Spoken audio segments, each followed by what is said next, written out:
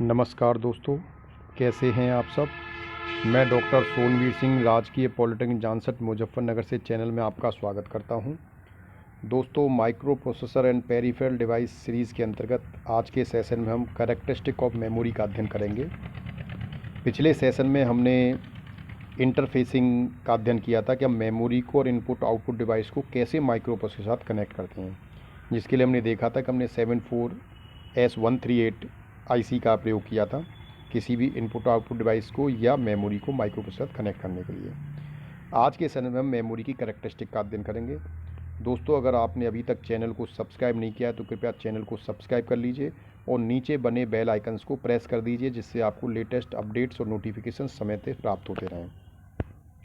तो दोस्तों, जैसे मेमोरी की हम बात करें तो जैसे मेमोरी के हम बारे में कहते हैं, we should know about the characteristic of memory before the design और यूज़ ऑफ मेमोरी। जब हम मेमोरी का, जैसा कि आप जानते हैं कि मेमोरी को हम हमेशा डेटा को स्टोर करने के लिए प्रयोग करते हैं, चाहे माइक्रो प्रोसेसर के अंदर का माइक्रो कंप्यूटर के अंदर। कंप्यूटर सिस्टम में हमने देखा था कि उसमें हमने मेमोरी को यूज़ किया था।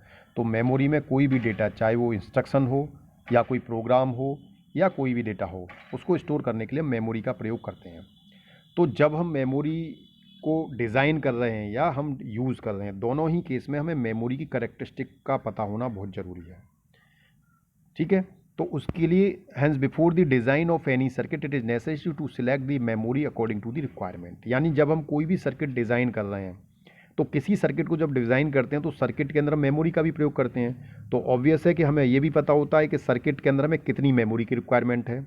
जैसे आप मोबाइल मार्केट से परचेज़ करते हैं तो आपको ये पता होता है कि आपको कितनी मेमोरी का, कितने जीबी स्टोरेज वाला मोबाइल लेना है। स्टोरेज वो बताता है आपको 64 जीबी है, 128 जीबी है। तो आपकी रिक्वायरमेंट्स कितने जीबी की है। कुछ लोग हैं 32 जीबी में काम चला लेते हैं, कुछ है 64 में चलाते हैं, कुछ ऐसे हैं 128 में चलाते हैं। तो अकॉर्डिंग टू योर रिक्वायरमेंट, क्या आपका रिक्वायरमेंट क्या है, तो according to your requirement memory की नेसेसिटी क्या है, क्या उसकी कैरेक्टरिस्टिक होनी चाहिए, क्या उसकी स्टोरेज कैपेसिटी होनी चाहिए। तो हमें ये सब चीज़ें पता होनी चाहिए, तो उसे डिज़ाइन करने से पहले या यूज़ करने से पहले।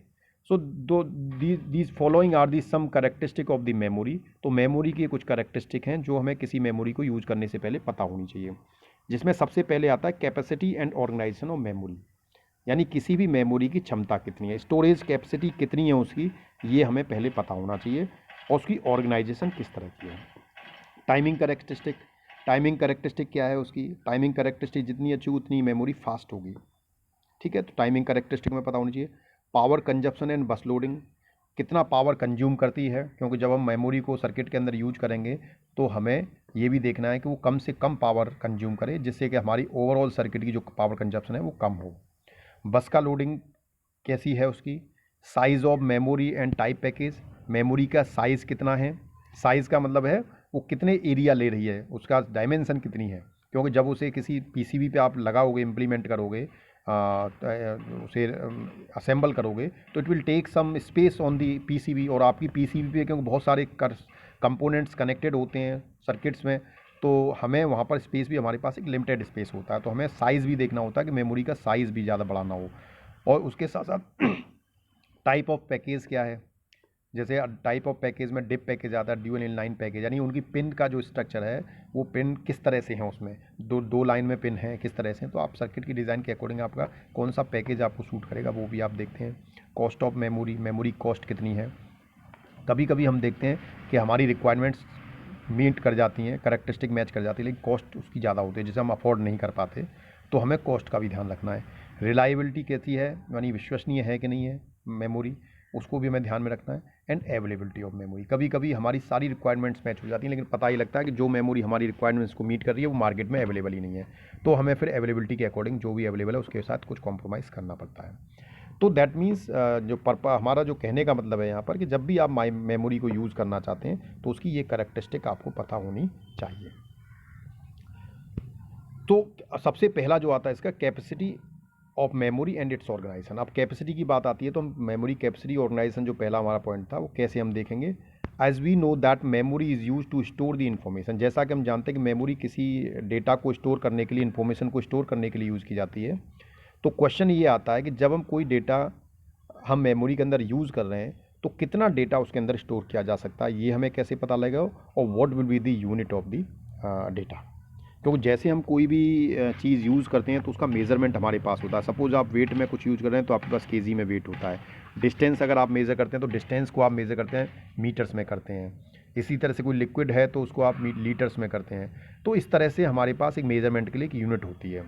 उस यूनिट से, स्टैंडर्ड यूनिट से ही हमें उसकी क्वांटिटी का पता लगता है। इसी तरह से मेमोरी के अंदर जबकि हम कोई मेमोरी एक स्टोरेज डिवाइस है, उसके अंदर कुछ डेटा स्टोर करते हैं तो हमें ये कहता पता लगेगा कि कौन सी मेमोरी में कितना डेटा स्टोर हो जाएगा।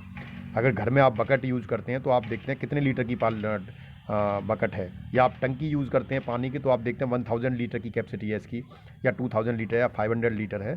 तो हमें कैपेसिटी से पता लगता है, यूज़ करने से पहले हमें कैपेसिटी पता होनी चाहिए। उसी तरह से मेमोरी के लिए स्टोरेज है तो हमें ये पता होना चाहिए उसमें कितना डेटा स्टोर हो सकता है। तो the capacity of memory are measured in bits और बाइट्स। तो जनरली जो मेमोरी की जो कैपेसिटी है उसको हम बिट्स में मेज़र करते हैं।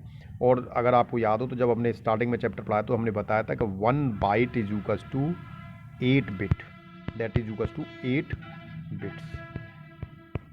तो 1 बाइट में 8 बिट्स होती हैं। तो हमेशा मेमोरी की जो कैपेसिटी है उसको बिट्स में या बाइट्स में कैलकुलेट किया जाता है। और मेमोरी के अंदर जनरली सेल्स होती हैं और that 1 bit is stored in each cell of memory. Memory के अंदर बहुत सारी हज़ारों की संख्या में सेल्स होती हैं और एक सेल में एक बिट आती है। तो इसीलिए इसमें हज़ारों बिट्स हम स्टोर करते हैं। तो इसकी जो कैपेसिटी है वो किलो बाइट्स या मेगा बाइट्स में, या किलो बिट्स या मेगा बिट्स में आप रिप्रेजेंट करते हैं। तो जनरली, और आजकल जो मेमोरी हमारे पास स्टोरेज आ रही है कंप्यूटर सिस्टम में वो गीगाबाइट और टेराबाइट्स में भी आ रही हैं। तो इसकी जो जनरल जो बेसिक जो मेमोरी है उसको हम किलोबिट्स में या मेगाबिट्स में स्टोर करते हैं, क्योंकि मेमोरी में थाउजेंड्स ऑफ सेल होती हैं। क्योंकि किसी भी स्टोरेज को मेमोरी के अंदर जनरली जो स्टोरेज होती है वो रो और कॉलम में होती है। अगर सपोज मेरे पास ये कोई एक स्पेस है जिसके अंदर मुझे डेटा स्टोर करना है तो इसके अंदर कुछ कॉलम होंगे इस तरह के, दीज आर दी कॉलम्स, और इसमें कुछ रोज़ होंगी। तो रो और कॉलम मिला के एक सेल बनाते हैं, ये सेल है। तो इस सेल के अंदर डेटा स्टोर होता है 1 0 1 0 1, इस तरह से डेटा स्टोर होता है। तो जो मेमोरी है उस मेमोरी में हर एक सेल में, तो उसमें उसको हम m/n की मेमोरी बोलते हैं। अगर आप ये मेमोरी का डायग्राम देखें तो इसका size of the memory is और capacity of the memory is m/n। इसका मतलब ये है कि इसमें m रोज़ हैं और n कॉलम है। जैसे आप मैट्रिक्स, आपने मैथमेटिक्स में पढ़ा होगा तो मैट्रिक्स को हम पढ़ते हैं तो हम m/n की मैट्रिक्स अगर कहते हैं तो हम कहते हैं m is a number of row और n is a number of column. तो यहाँ पर भी मेमोरी के अंदर भी इसे आप समझिए कि जो मेमोरी है वो एक मैट्रिक्स की फॉर्म है, जिसमें m जो पहला वाला m/n है, इसमें m/n कह रहे हैं, तो m जो है वो नंबर ऑफ रो को रिप्रेजेंट कर रहा है और n जो है नंबर ऑफ कॉलम को रिप्रेजेंट कर रहा है। और इसमें नंबर ऑफ रो जो हैं, number of row that is ही रिप्रेजेंटिंग नंबर ऑफ वर्ड्स। क्योंकि जब कोई भी डेटा हम स्टोर करते हैं तो जनरली एक डेटा हमारा, एक जो वर्ड होता है कंप्लीट 8 बिट्स का होता है या 1 बाइट का एक वर्ड है। तो वो अकॉर्डिंग टू मेमोरी आपका होता है कि मेमोरी कितने बाइट की है, कितना साइज़ है उसके वर्ड का। तो इसमें m जो हो गया नंबर ऑफ वर्ड्स हो गए और n जो हो गए नंबर ऑफ बिट्स पर वर्ड, एक कितने वर्ड आएंगे इसके अंदर और एक वर्ड में कितनी बिट होंगी। तो जनरली यहाँ पर अगर हम कहते हैं कि हमारे पास एक मेमोरी है जिसका साइज़ सपोज मैं कहता हूँ 4K × 8 है, इसका मतलब ये है कि इसमें नंबर ऑफ वर्ड्स जो हैं वो 4K हैं, 4000 हैं 4K, और 1K बराबर 1024 होता है।